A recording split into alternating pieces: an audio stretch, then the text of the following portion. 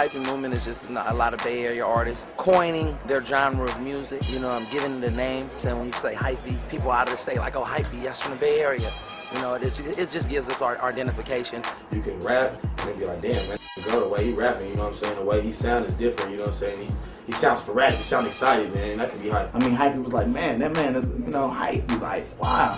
You know, he really didn't really listen to what people had to say. He was doing him. Basically just, you know, a hyper energy, hyphy, hyper. The Black Panthers was hypey. You know what I'm saying? The hippies was hypey. Producers, quote unquote, the hyphy. Producers like Kyrie and Tone Capone had a lot to do with, and Trackademics had a lot to do with shaping the sound. People got to take that into account. This is a sound. Before it was called the hyphy movement, you basically had hyphy street culture.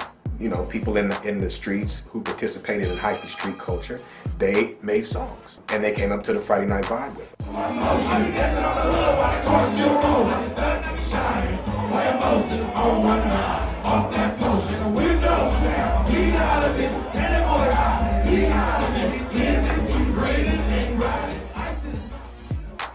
Mid and late 90s, a lot of things happened in Bay Area hip-hop culture and Bay Area social culture. New laws were being passed to basically separate those. How hyphy came about is a law that prohibited cruising around an area known as Lake Merritt. You know, the clubs were shutting down earlier. The concerts weren't as thick. All of these events being taken away produced a street culture that basically shrugged its shoulders and said, now what do we do?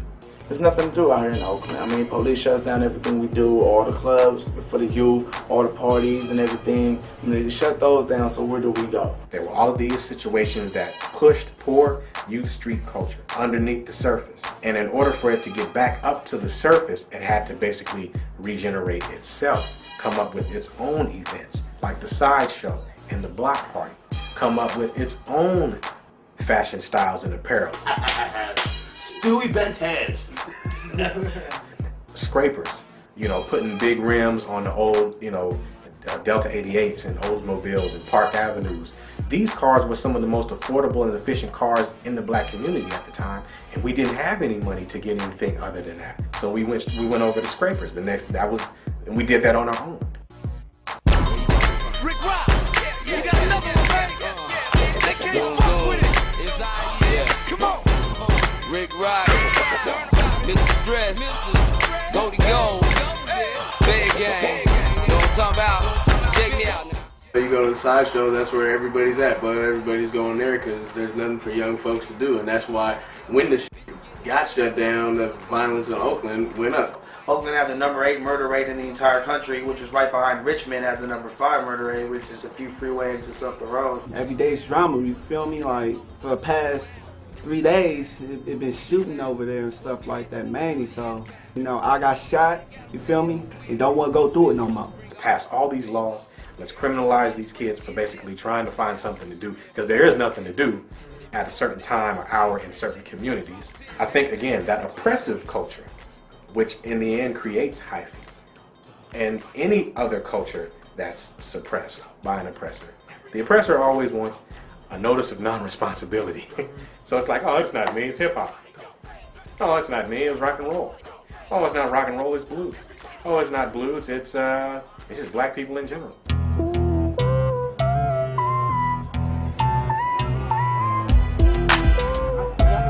Hi, I'm Oakland Mayor Ron Dellums. And I'm Mistah Fab, a recording artist who grew up in Oakland. Spent most of my life here and witnessed a lot of family members and friends died of senseless acts of violence every day. A lot of the kids, they listen to me and they take heed to the words that I say. And I think that I can make a difference with just the positive influence of me being a part of something.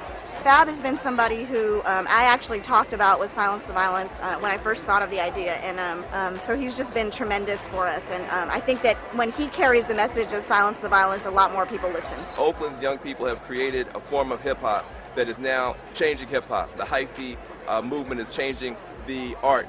Now it's time for Oakland's youth to produce a culture of peace to change the culture of hip-hop, and we're going to see that happen out of Oakland. Touch up, cause a unity thing, a community thing, boy, lay down the bang. Touch up, time for a change, don't do the same, rearrange that thing. It's Bay business, all my real niggas can feel this. No matter where you from, we all going through the same shit. Till niggas stop dying. This is Cub Records right here. As you can see around you, where you're actually in the studio of Cub Records.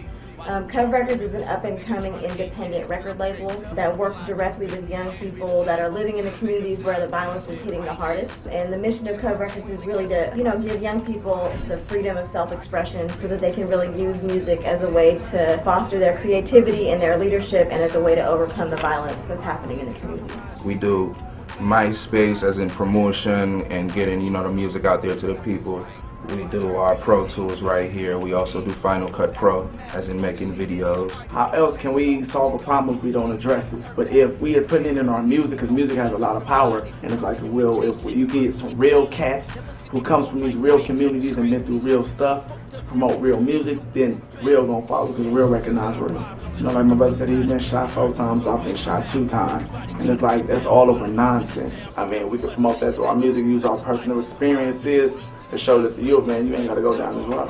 I don't want to corrupt people negatively. I'd rather lead them in a positive moment, in a positive way. And that's what I do as an artist. I show up at the events. I come to the kids, to the meetings. I show them that I am a mere model of what they are and what they will soon to be as they get older. Just continue to do positive things. Get real ignorant, getting too hyphy and get you injured. Hyphy in 2007 has transcended race in the Bay Area. Economical background in the Bay Area. Rich kids are doing it. Rich white kids are doing it. Asians, Filipino, Pacific Islander. For a lot of these kids and people in these other communities that are outside the poor community, inner city community of color, they latched on to Hyphy because of how strong Hyphy rebelled and won against people who said Bay Area hip hop was dead. Whether you agree with Hyphy or not, it succeeded in overcoming its own circumstances. I'm